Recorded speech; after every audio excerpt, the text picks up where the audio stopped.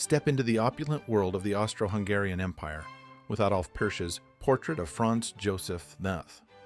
Painted in 1900, this majestic portrait captures the essence of one of Europe's most powerful monarchs.